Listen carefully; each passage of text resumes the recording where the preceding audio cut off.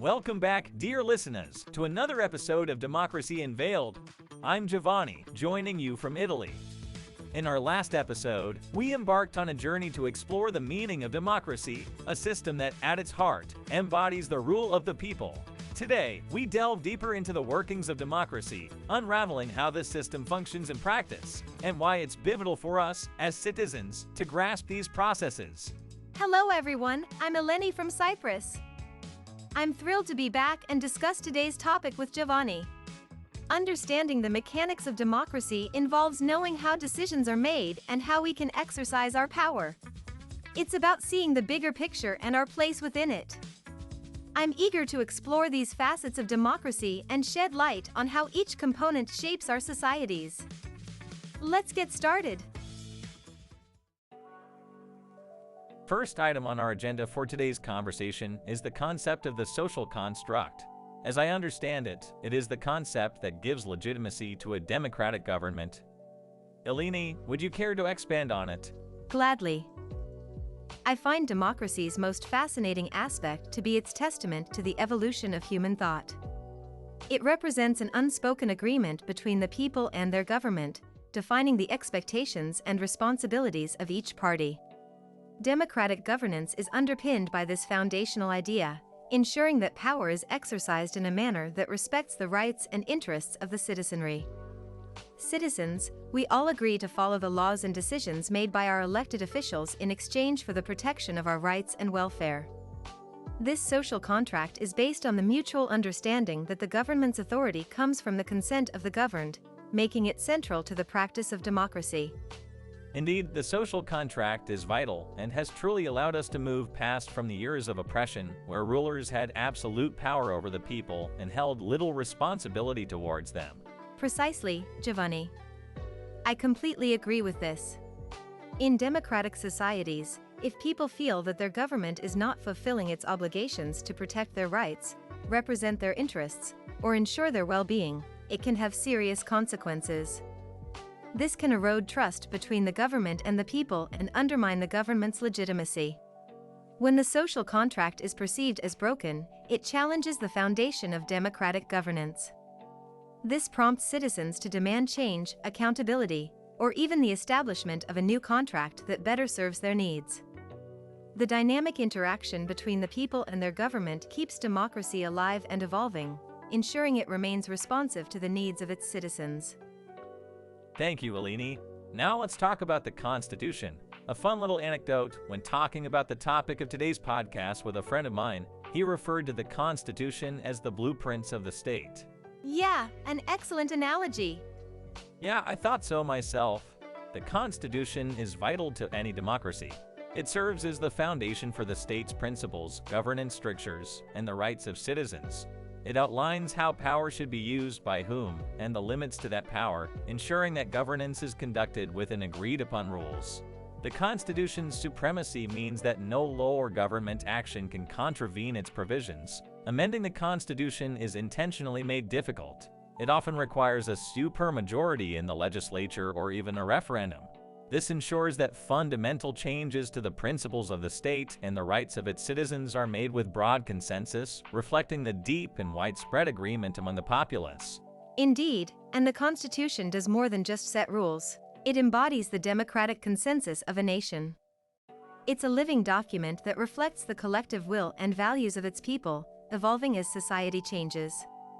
Through its provisions, the Constitution ensures the protection of rights and representation, acting as a safeguard against arbitrary rule and ensuring that all citizens have a voice in their governance. It's through the Constitution that the ideals of democracy, liberty, equality, and justice are given form and substance, making it a crucial tool for ensuring that democracy functions as intended, not just in theory but in practice. Constitutions capture the essence of the social contract, codifying the rights and duties of both the government and its citizens, thereby providing a clear framework within which the democratic process operates. Hey there! Our podcast on democracy wouldn't be complete without discussing elections, which are the fundamental mechanism for citizens to participate in the decision-making process and choose their representatives. In this episode, we'll explore the fascinating world of electoral systems and their profound impact on democracy. We'll start with the first-past-the-post system, which is one of the simplest and most straightforward methods. The electoral process in this system is simplified by awarding the victory to the candidate who secures the most votes in an electoral district, regardless of whether they achieve an absolute majority. However, this system has its criticisms, as it can marginalize smaller parties and lead to a two-party dominance, as seen in countries like the United Kingdom and the United States. Moreover, it is possible that a considerable amount of votes may not contribute to the election outcome, which can result in a significant number of wasted votes. As a consequence, a large portion of the electorate may feel unrepresented. This system aims to mirror the electorate's preferences more accurately than the first-past-the-post system. It promotes a broader spectrum of political parties and views within the parliament. As a result, it's more likely to lead to coalition governments, as no single party often wins an outright majority. Negotiation and compromise are necessary to foster more inclusive and representative governance. Germany and New Zealand use this system, benefiting from its ability to include a wider range of political voices in the decision-making process. Adding to that, there are other innovative systems like the single transferable vote and mixed-member proportional systems. The single transferable vote (STV) system allows voters to rank candidates in order of preference. This system is particularly effective in multi-member districts, promoting proportional representation and reducing wasted votes. On the other hand, the mixed-member proportional MMP system combines elements of first-past-the-post and proportional representation. It provides voters with two votes, one for a local representative and another for a party list. This system aims to balance local representation with overall proportionality in the legislature. It offers a middle ground that captures the benefits of both systems. Each electoral system has its objectives and challenges, which shape the political landscape in unique ways and influence how democracy functions in different contexts. Since we covered the different electoral systems that determine how people are represented in a democracy, I believe it's important to spend some time talking about political parties and their role. I completely agree. Would you like to let our listeners know your thoughts on this matter? Of course. Political parties are an integral component of any democracy. Some people may recognize them as just contestants on every election, however they are so much more. They are the backbone of democratic governance, playing a crucial role in articulating policy priorities, civic needs, and concerns. By aggregating individual interests into broader policy platforms, political parties provide a structured way for citizens to engage with complex political issues. Parties mobilize citizens to participate actively in the political process. They do this through volunteering, campaigning, and even running for office. Parties also educate both members and the broader public about the workings of the political and electoral systems and the formation of broad political ideals. They serve as a training ground for political leaders. In essence, intermediaries translate citizens' preferences into actionable policies and ensure that the government remains responsive to the needs of its people. They act as a bridge between citizens and the government.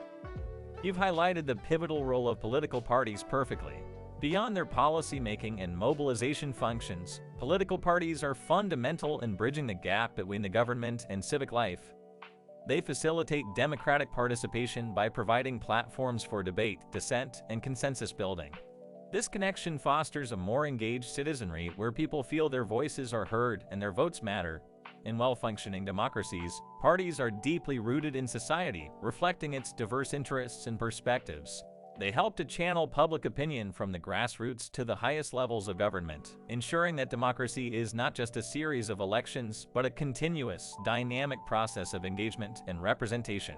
By embodying the collective aspirations and concerns of their members and supporters, political parties play a crucial role in sustaining the vibrancy and responsiveness of democratic systems. Now, let's focus on public participation, the lifeblood of democracy. It allows citizens to influence decisions that affect their lives, from casting a vote to joining peaceful protests. Every act of participation reaffirms the democratic principle: government of the people, by the people, for the people. Exactly, Giovanni. Democracy flourishes when citizens actively engage. This involves more than just voting during elections, although that is crucial. It also includes attending town hall meetings, participating in public consultations, engaging with representatives, or even running for local office. These actions allow individuals to make their voices heard.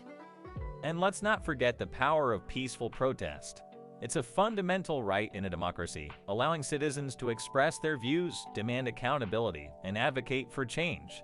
These actions, whether big or small, collectively shape the direction of society, ensuring that the government remains responsive to the needs and will of the people. That's why it's essential for each of us to stay informed, to understand the issues at hand, and to get involved in whatever capacity we can. Democracy is not a spontaneous occurrence. Rather, it is created every day by the actions of its citizens. Become more involved. Begin by educating yourself on both local and national issues. Support organizations that share your values, attend public forums to ask questions and express your opinions, and consider volunteering for civic groups or political campaigns that align with your beliefs. Indeed. And remember, engagement can also involve starting conversations within your community and promoting a culture of democratic participation. Use your voice, vote, and actions to contribute to the democratic process. Absolutely. As we conclude today's episode, I want to thank you, Eleni, for joining us in this enlightening conversation on how democracy works. Thank you, Giovanni, and thank you to all our listeners for being part of this journey today. It's been a privilege to discuss the inner workings of democracy and the power each of us holds in sustaining and enriching our democratic systems. Well said, Eleni. And with that, dear listeners, we say goodbye for now. Meet us in the next episode.